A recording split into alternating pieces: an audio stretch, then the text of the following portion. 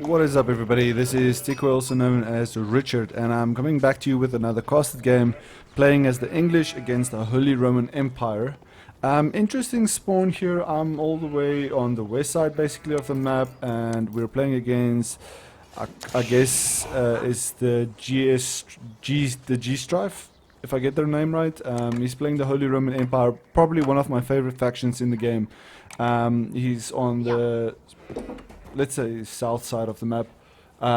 So basically what we're going to focus on is going for another English tower rush. First thing is, you can see I chose to go to the back left side of my map, and unfortunately only picking up these two ships right here. He's immediately going with the dock, and you can see I kind of spot that out very soon. Just, I guess, a lucky spot out there. We can see the dock, so I do see that very early on.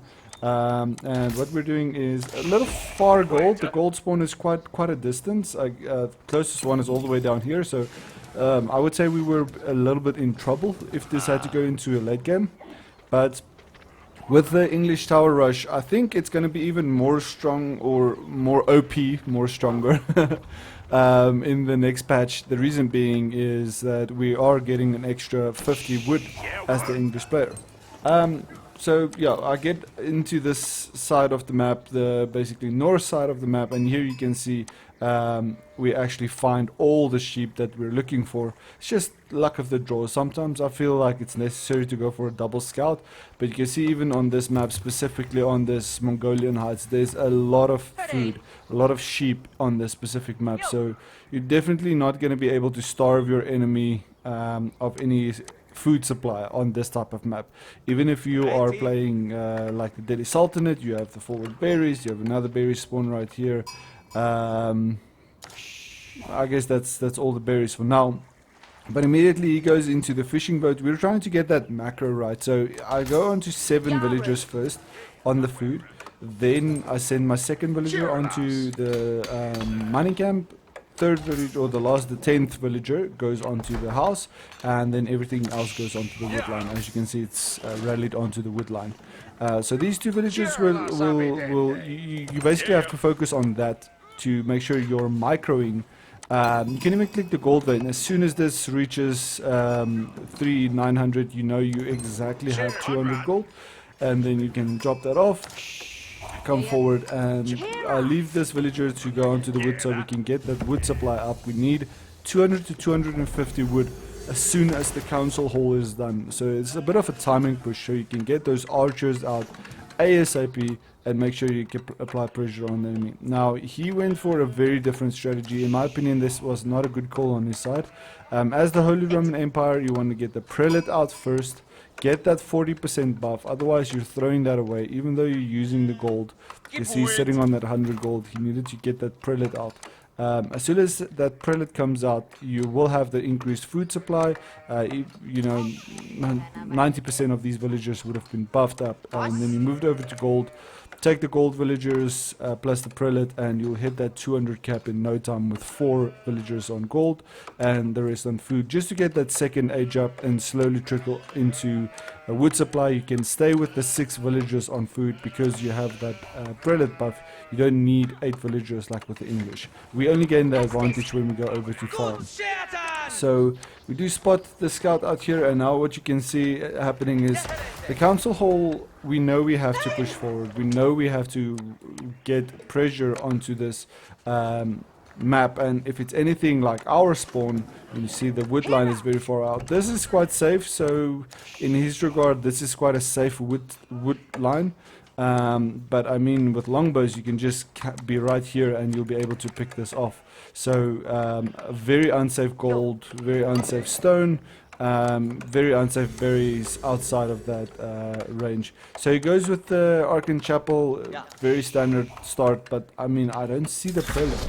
You can hop over to his side and try and see. There's no prelate here, so going for an Arcan Chapel without a prelate, it is wrong.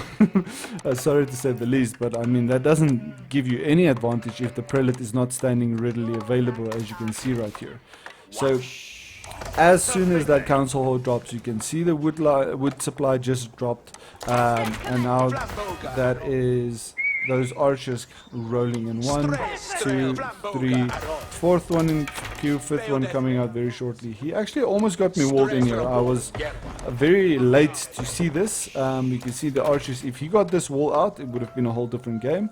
But I see eventually I see the villager and the 2, 3 archers, 4 archers start picking off at the villager. He could have just maybe speed built this, so I had to, struggle to get through this. You can see it has 150 health to start with before it gets built, so that would have been a whole different ballgame, because then I had to take this long route right here or right here, and that would have bought him some time. But now those 5, 6 archers, bringing forward 2 villagers and 5 archers. That's what we're starting with. You can see that he should have rushed with more villagers. I mean, he's sitting on 10 woodline villagers. He should have rushed them to get this outpost down, so he didn't have to worry about these longbowmen immediately. You can see he's walling in quite heavily, and having all of that woodline support with one outpost would have made a big difference. Wood. Sorry, I'm giggling up with the name of wood, saying it so much.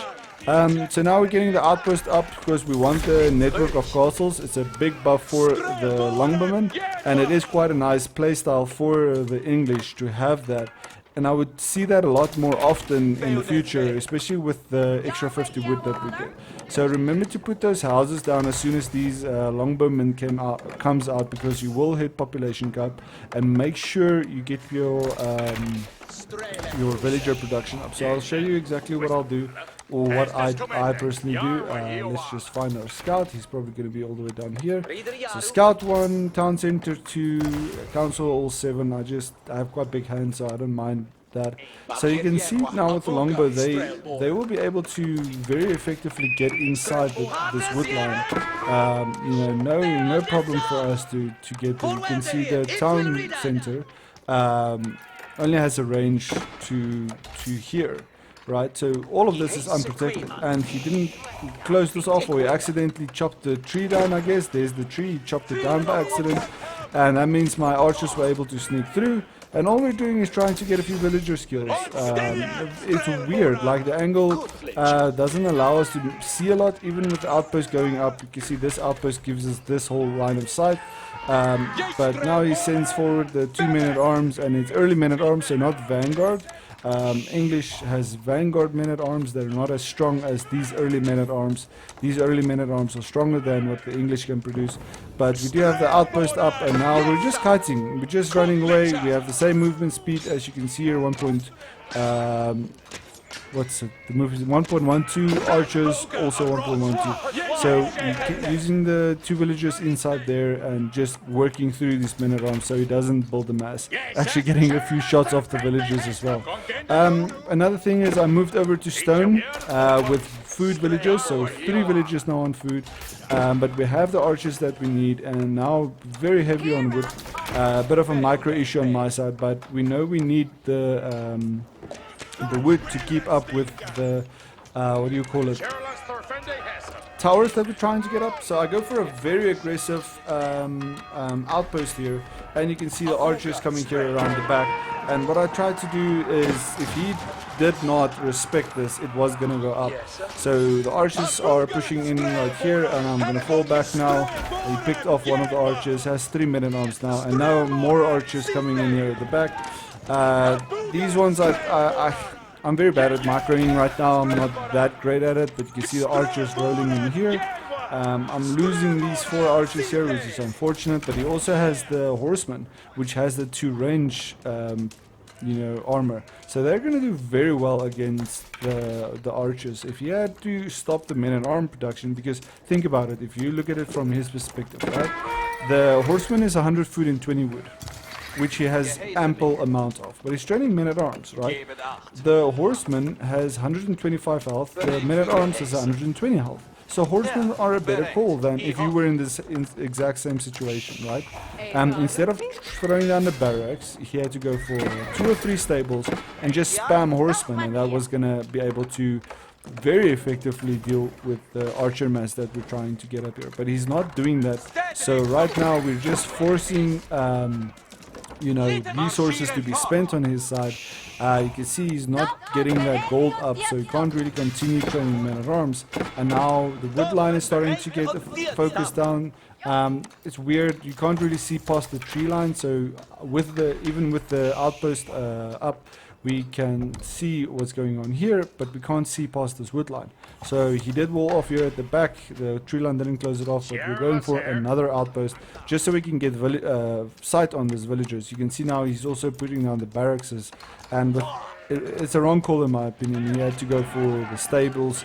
You can see now we have 10 longbowmen, no upgrades yet, going straight for siege engineering, but really nice of him to just wait to build up the masses here.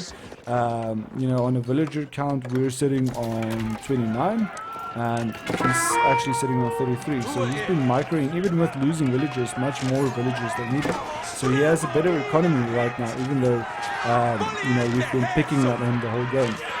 So you can see with the archers, I'm just kiting, focusing down these horsemen, and with the outpost down, we are getting that extra high damage onto these men-at-arms.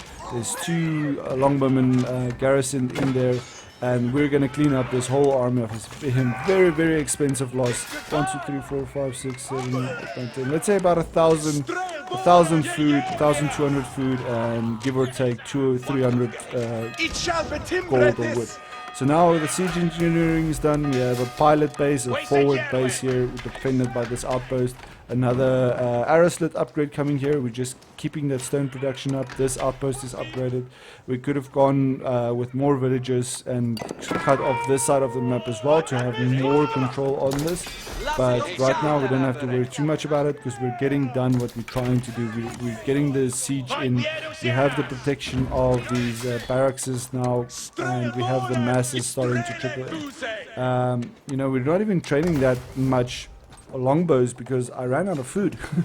You can see, you know, we have 1 villager in queue here, only sitting on 30 villagers right now, and he's still in the lead on 36 villagers. So he's been training villagers non-stop, and that was good. And I actually got nervous here. I lose another big army here. Just didn't look what I was doing. That's 5 archers plus a scout going down. Just did not micro this or didn't do anything here while I was, you know, pushing in with the ram, getting my longbowmen on top of his villagers. And you know, even though he's pushing in with this army, our longbowmen are able to pick off essentially 5 or 6 villagers, and now we have a bit of a big advantage coming in. But you know, if all of these men-at-arms were horsemen, I think we would have lost this fight, because they also have a high siege damage. So they would kill archers and then move into the barracks and houses and basically break down this forward base very effectively. They would have struggled a bit with low numbers against these outposts, but we do have them up. It's just a very aggressive playstyle for the English, and you can see now he's going into stone, doesn't really know where to put his villagers, actually garrisoning his whole army, not sure, maybe a misclick on his side. But you can see the double rams now pushing forward, and the one thing I want to show you guys now, we have 11 longbow, and they are here to get rid of the army and apply pressure, because they can kill the army, the rams can kill the buildings. So you can try and siege down the rams, but they're just going to be trained up again. So we get a few spearmen in there, a few vanguard men-at-arms, and all they're doing is soaking up the damage so the longbowmen can do their work and pick off these units. And it's right underneath the network of castles, so the archers can get that extra attack speed. It's actually quite high, the network of castles. You can see here it gets 25% increase of attack speed, so you know it works really well if you have high numbers, especially early on when units don't necessarily have the high armor that they need. You can see they can't really gap close the men-at-arms.